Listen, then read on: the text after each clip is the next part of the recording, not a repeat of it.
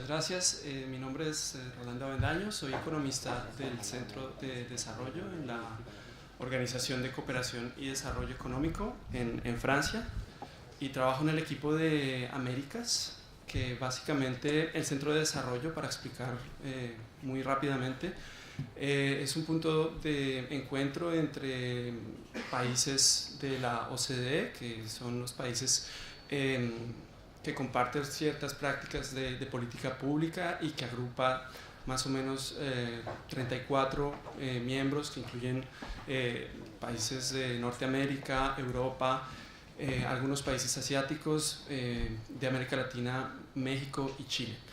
Y el Centro de Desarrollo básicamente lo que realiza es servir de puente entre los diferentes comités y directorios que trabajan en la OCDE y que quieren trabajar con países en desarrollo. Hay tres equipos, un equipo de África, un equipo de Américas y el equipo de este asiático. Voy a hacer la presentación en inglés, si les parece bien. So the presentation I want to do today, I titled Shifting Wealth, China and Latin America. And the main idea of my presentation today is to present some facts on two of the reports that we produce every year. We have a report called Perspectives on Global Development, where we focus in the so-called process of shifting wealth. So in OECD terms, shifting wealth represents the transformation that we have been witnessing after the emergence of some emerging economies and all the processes that are entailed in it. The main idea of this presentation is just to present some facts before getting more into the focus of Latin America. Then the second part of the presentation will focus on the effects that we have been trying to tackle in the new report that we are producing now. In previous, the last report that we did for Latin America was focused on infrastructure and logistics, and this year we are focusing on the topic of skills and education. And we want to see this phenomenon from a perspective of shifting wealth. So this will be the second part. And finally, I will mention a few things about the China-Central America relations. Why? Because I thought it was interesting just to present the perspective of a region that is often overlooked and is not very often mentioned in the discussions about China-Latin America. We tend to focus a lot on the relationship China-Mexico, China-Brazil, China-Argentina, but I thought interesting just to present a few facts of how this relationship in the case of Central American countries has also evolved and has strengthened over the past years. So what we have been seeing, and the two presentations this morning, we have witnessed this change in the convergence and the speed of growth between OECD and non-OECD economies. So what we saw in the 1990s, where there was a large difference between the performance in terms of growth between OECD and non-OECD, tends today to decrease, and this convergence process is what we understand as the shifting wealth process. One of the main characteristics of this shifting wealth that it has been mentioned is the emergence of an emerging global class, middle class in developing countries. There are estimations that calculate that about 80% of the world's middle class will be living in developing countries by 2030. And this poses a lot of questions on the current development model that these emerging economies are currently having.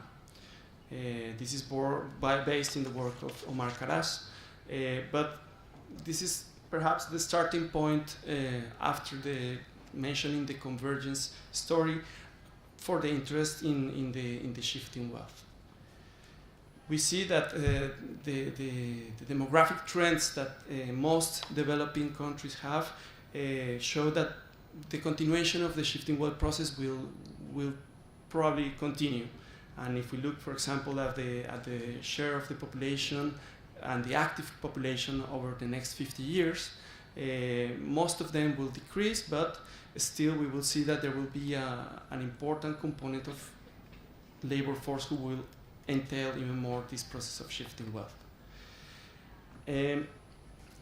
A second effect on the shifting wealth story that we try now to address with the OECD is based on the change in the global geography of production. What we mean by production is not to look only at what are the exports or where are the products exported, but also focus on the added value that exports are have intrinsically.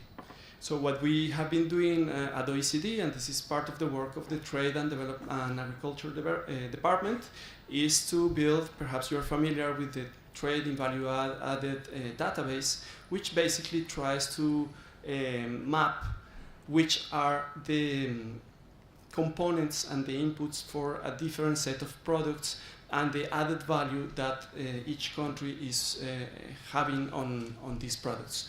So this is changing a little bit the way that we understand patterns of international trade, because we now tend not only to focus on the amount of exports or in the type of exports, but also on the components and the added value that countries are adding to the different products they produce.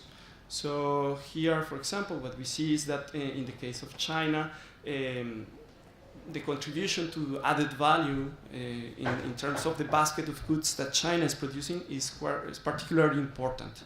Between 1990 and 2010, we see that there has been an important increase in the added value of these goods.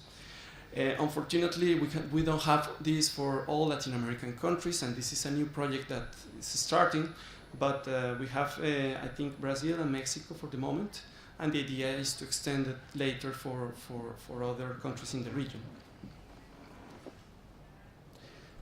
So there is no doubt that China plays a central role in the different stages of shifting wealth. We can mention a first episode of Shifting Wealth where the integration of China to the global economy was through a reduction of the work, land, and labor ratios, and a second episode of Shifting Wealth that is more based, as we saw this morning, in a model based on consumption and the structural transformation that we have been seeing in China. Now, what are the implications for the region? That's the topic of this session. What we see from the beginning, and it's something that is not new, but over the last 15 years, Latin America has been very dependent as an exporter of raw materials of China. And this is something that we still see. For example, on the left, you can see the variation of world trade volume and the variation of Latin American output. And what you see is, like, even if the volatility of output has decreased over the past years, it's still really dependent, and there is a co-movement practically between the exports and the production of Latin American countries. This makes that there is it doesn't mean that there is a higher vulnerability today, but it still suggests that there is a vulnerability in terms of the model of Latin American countries.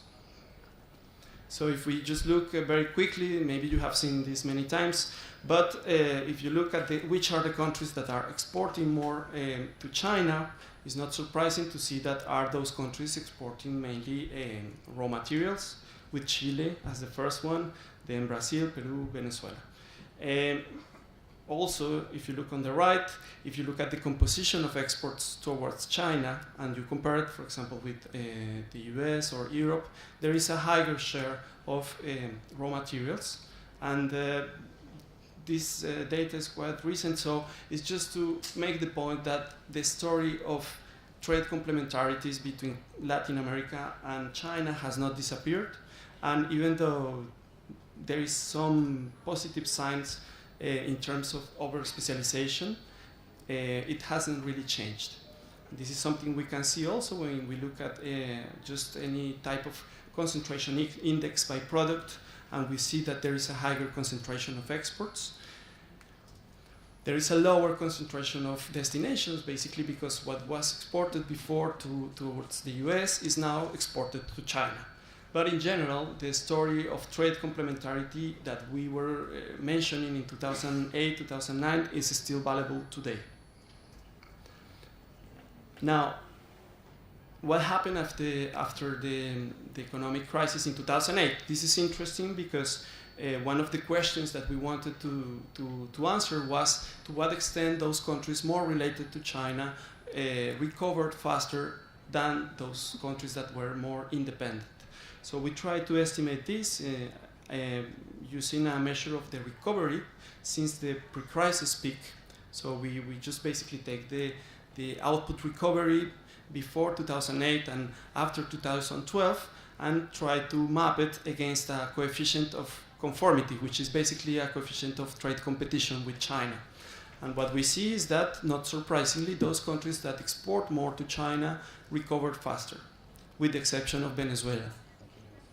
So here we have a story of vulnerability at the same time as faster recovery for those countries that are exporting more to China. So it's a, let's say, a two-tailed story.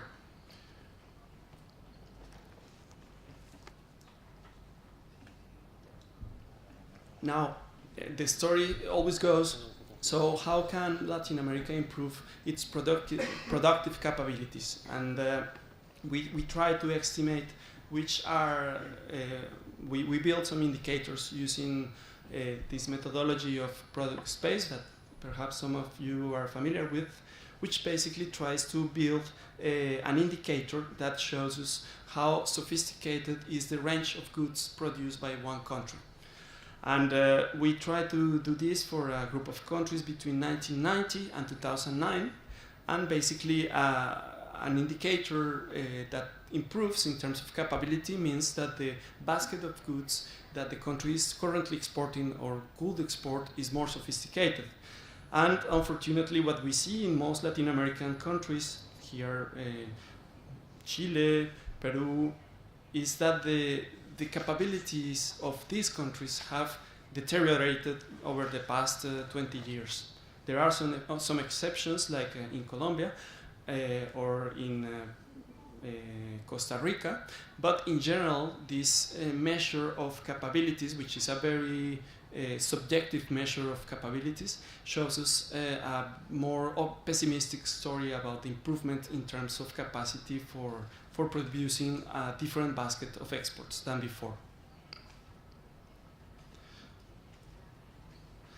So perhaps during the session we will have a more detailed presentation of this evolution of trade complementarities.